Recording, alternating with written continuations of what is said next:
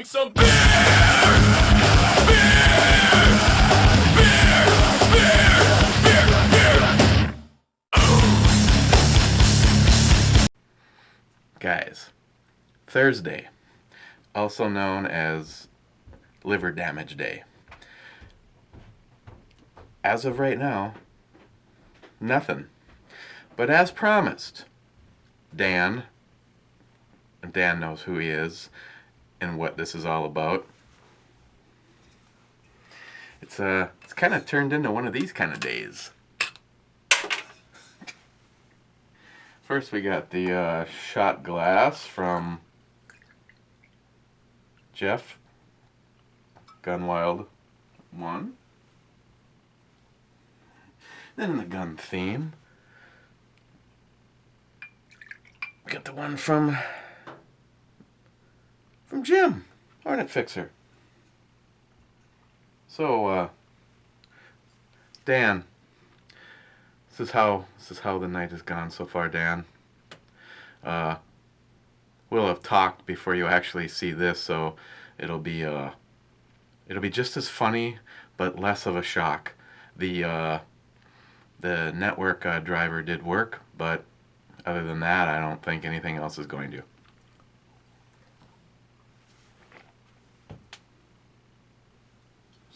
Yeah.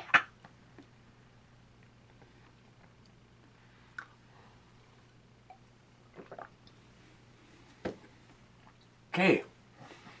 Another thing. And this is thanks to you, Tardisius. I want to show you something. She doesn't watch these videos anyway, but my oldest daughter, Lillian, I'm very proud of her. She's a good kid. She has some issues with her political views, but when she realizes that she has no health care and no financial future because Douche Nozzle has forfeited our children's and their children's futures, and why people want to give him any credit for anything going on right now. He's wasting oxygen, and I'd like some of it back. But I digress.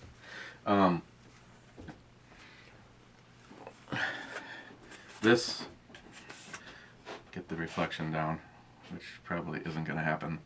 I gotta do something stupid like that. That is a chalk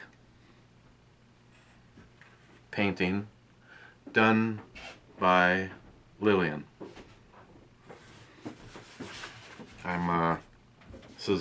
This is one of a few things on my list. If the house was on fire, I would probably hurt myself trying to get to this to save it. And I actually have it hanging right over here in the man cave area. Why do I show you that? And why do I blame Tardisius? Remember what you just saw. Tardisius just did a video showing this lighter, and when I saw it, you know, the shading is a little darker, but it is very close, and I just had to have it. So thank you very much, Tardisius, for purchasing this lighter so that I would know it existed. And that will also probably try to figure out a way to attach it to the painting. So, and the funny thing is I know how those artist people get. She never for some reason ever really cared for it, and I go back to, this was done with chalk. Incredible. Okay. Okay, so we got my computer problems out of the way, and the Zippo, which is this particular one, by the way. You can just go watch Tardisius. This is a brass, which is very cool. I haven't even had it out of here yet. Yeah, I'm not going to take it out of there. I'm just going to leave it like this so I can look at it. What are we looking at? We're looking at Sweaty. I think I actually said sweet last time. Sweaty Betty Blonde. It's from Boulder Beer Company out of Boulder, Colorado. This is a wheat beer. I've actually been finding more wheats that I've actually really kind of enjoyed, but we'll see where this one goes. This one is unfiltered. And I do not see the alcohol percentage on that, so we get to play the guessing game. 5. Ooh, let's live on the edge. 5.1. And since Jim provided the shot, Jim can also provide the opener. Ooh, yeah, Wild are playing the Blackhawks. I'm sorry, I have to check because I'm.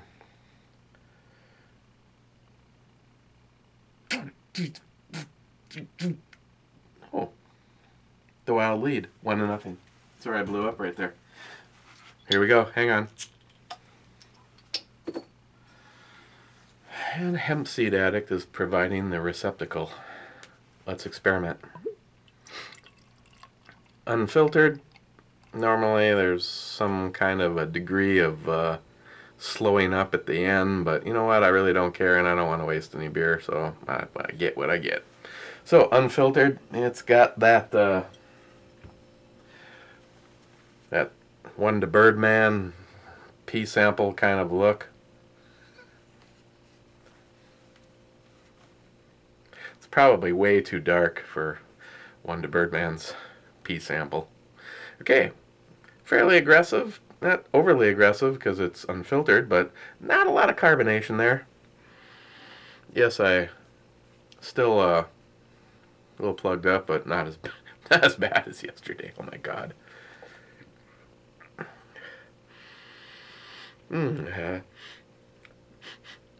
Has kind of a smell close to the. I always wonder why I look over here, because that's where the boiler sits, and it's all covered in bottles of the stuff that I've really liked.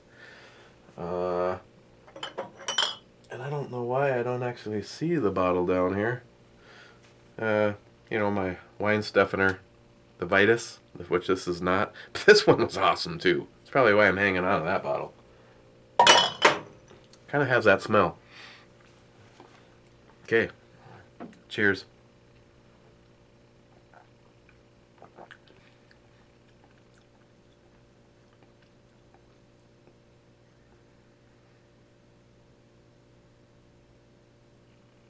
Just deciding if I should say something before I take another taste. So Bulwark 1911 can automatically assume if it's good or not. Well, the beer.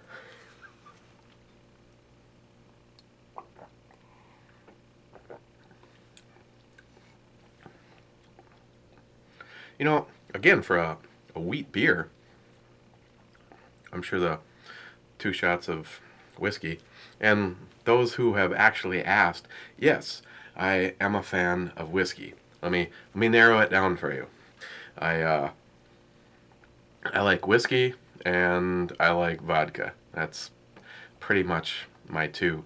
Like with my beer though, well, I guess it's sort of beer take and miss. You can get the cheaper stuff, but when it comes to whiskey and vodka, I kind of like Jameson. Like right now, Jameson's going. I like it when I get some Jameson in my mouth. I found that whiskeys, and I don't prefer them straight or even on the rocks. I like ginger ale, 7-Up, Sprite, Coke, you know, stuff like that. You know what I mean? And whiskeys, most of the stuff that I've really enjoyed have all been Canadian, higher stuff, 12, 16-year-old stuff. Miss Bomey's dad usually finds some pretty good stuff. Vodkas, once again, Kettle One, Stoli, like Stoli, Grey Goose. Kettle One's pretty good stuff. Recently, at Christmas time, I had that Crystal Skull. Oh my God, that was really good. But give me a break for the price. It'd be cool though if my sister made an unrealistic amount of money, because she would be buying those just for the skull, and then I would get all the vodka like at Christmas. So let's just talk about this, huh? Um,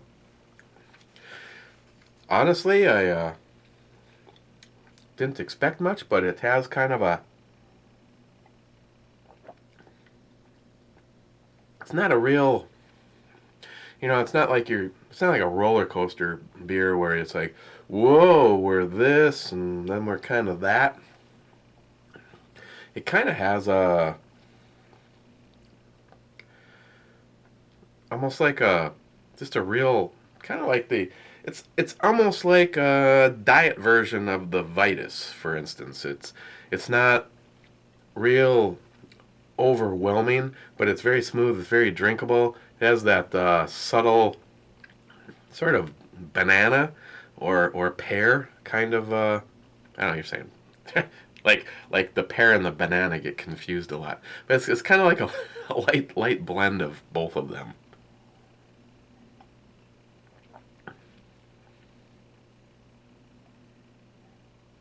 Other than that, it's not really a lot going on. As far as wheats go, though, um, if the price was right, I saw this again, I'd get it. I'd get it again, and I don't know what I've rated all of the other stuff that Gerry has sent, because this is like the last thing in the stuff from Blue Thunder 40. But this one, this one, this one I would probably actually get again, unless, of course, from what I know from the Wine Steffener, those are actually relatively inexpensive. Some of you guys are telling me you're getting them in the under $3 a bottle, and that is absolutely a world class beer. It's kind of like it's not as complex. That had a little bit more going on to it, but this is drinkable. On the E scale, I don't know. Maybe those two shots and frustration have kicked in and have warped my brain. But right now, I'd probably give this an 8, at least an 8 on the E scale. So if you like the wheat beers, I think you'd actually like this one. Honestly, I'm surprised I do. Like I said, you know, Gerry was cool and enrolled me in the club, and didn't know anything about it, and they they don't they're not really striving for the kind of stuff that would fall in the, like for instance my buddy Paul, PA Brew News, and Jameson. If they were to like sign up for some club, I think they'd want to get a little information, and this is just not quite. I mean, it was fun, to get a chance to try some of these different breweries stuff, but none of it is just like that holy grail of craft stuff. But still, it was a neat opportunity to try a bunch of stuff, and I don't think a single thing that was in that club was something that I've ever seen around here. So that was definitely a plus to get to try stuff that you don't have access to. And if you're like a few of my friends, Steve and Wade, where you live in beer hell, then pretty much anything that doesn't say Budweiser on it is probably, rare.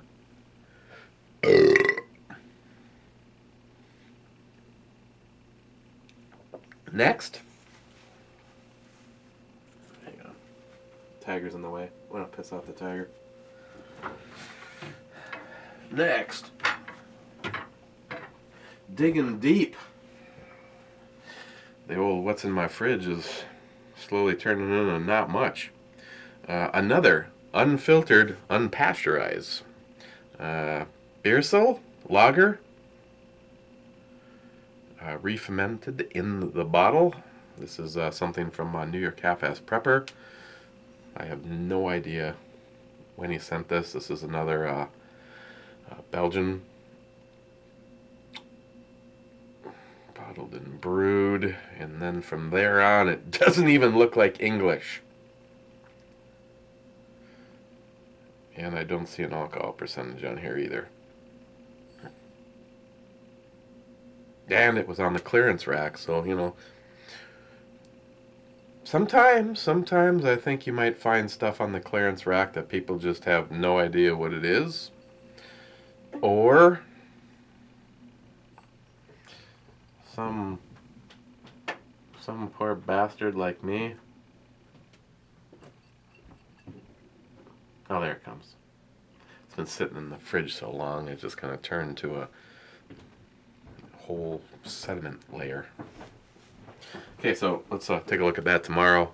Fine way to celebrate a Friday, but believe it or not, that's pretty much, the best of my choices in the fridge right now.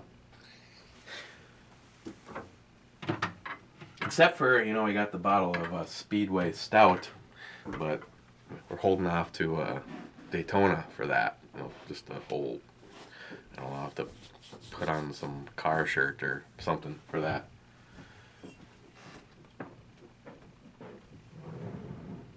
Okay, well, what have we learned? Computers can be less than predictable. And by laws of percentage, I seem to always offer up what nobody else has ever had to deal with.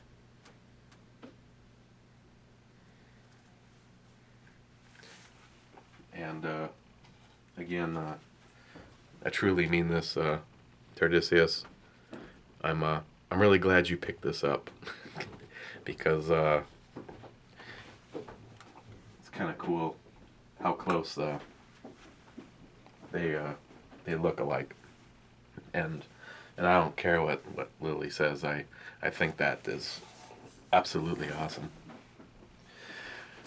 So enjoy your Thursday, and I'm gonna go upstairs and see if I can figure out a way to put some drivers in a computer and get the touch screen stuff to work again.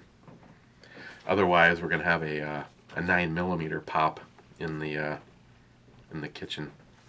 So you guys be cool, and we'll take a look at that. Take a look at that lager tomorrow, Friday. So politics,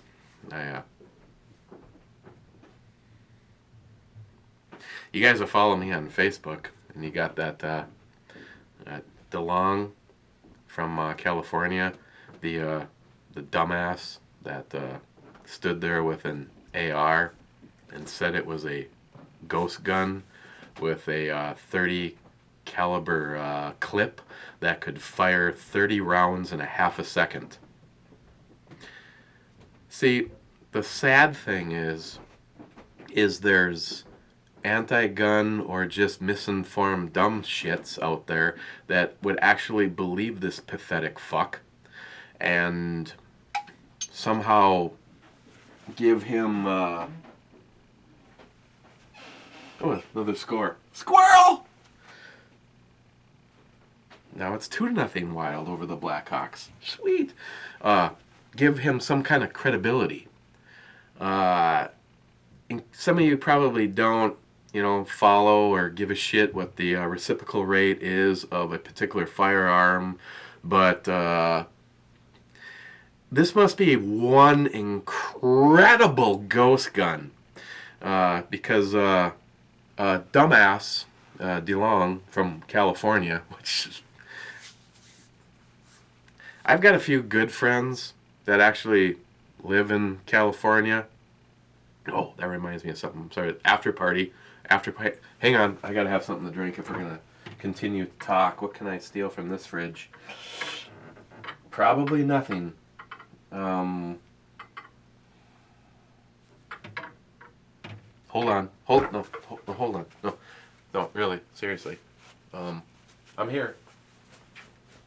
Still here. Eeny, meeny, miny. Hello.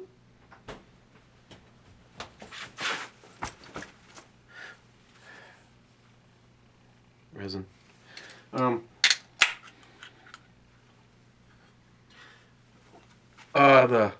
The whole comment about 30 rounds in a half a second.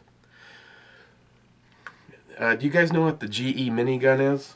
That is a mass destruction gun. That, I think it has 6, maybe 8, but I think it has 6 barrels that are spun by an electric motor. You need to power this thing with a couple of car batteries. It spins, and every time a barrel comes up, it fires. That fires 28 rounds in a half a second. No, 30. That fires 30 rounds in a half. 20. No, that's 28. 28 rounds in a half a second. 28 rounds in a half a second out of something spinning 8 barrels with an electric motor. And this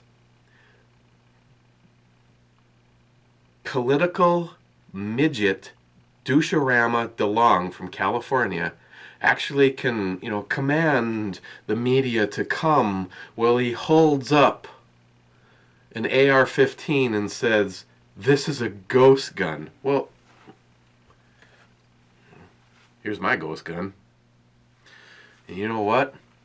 Not only have I had a beer and a couple of shots of whiskey, but I'm aiming my ghost gun right at you. And you know what? I got this thing modified. This thing has a 40 caliber, 50 round clip, and it can fire 60 rounds in a half a second. And just because I said it, it has to be true. You know what's great about a ghost gun? It's concealable. Okay, on that note, because is that Steve or John DeLong from California, please pass along a message. You are a complete and utter moron. Perhaps you might want to get your facts down before you get in front of a camera, because you sounded like a dribbling idiot. If I was actually prepared for this rant, I could show you a clip and a magazine, because there's a significant difference between them. The Mosin Nagant takes a clip which holds 5 rounds in a row, and you just push it down inside. You can also get that for the AR platform too, and you can actually still buy modern ammunition on clips, but those clips feed down into a magazine.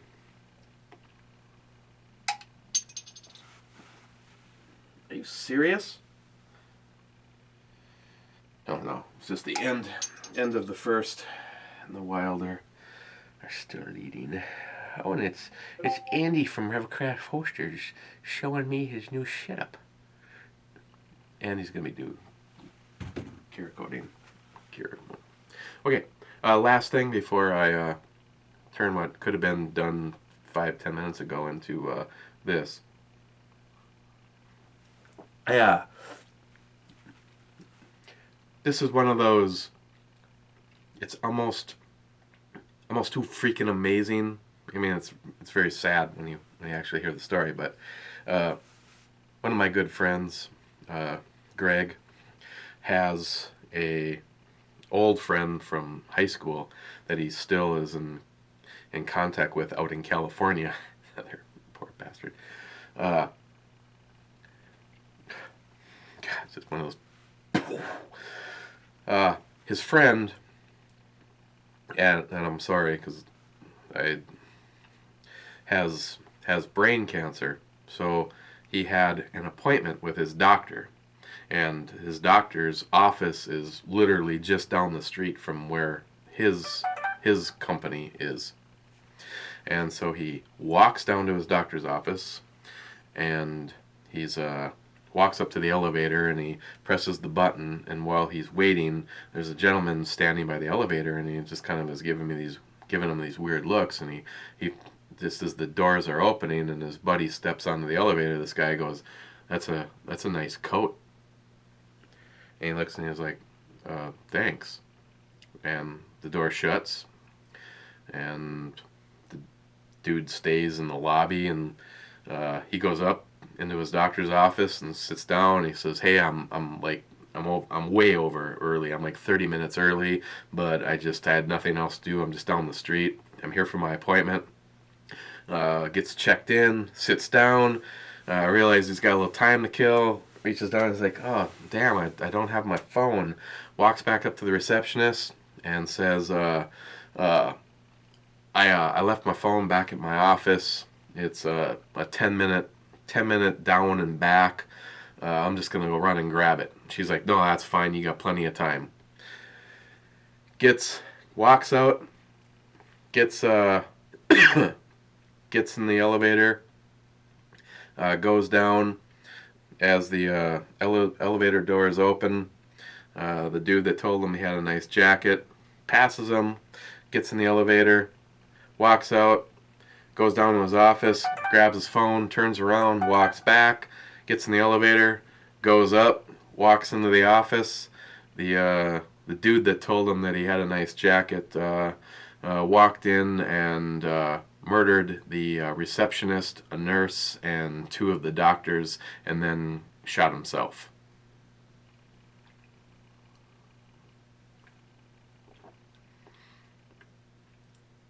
And at that point in time, I don't even know what I would be thinking.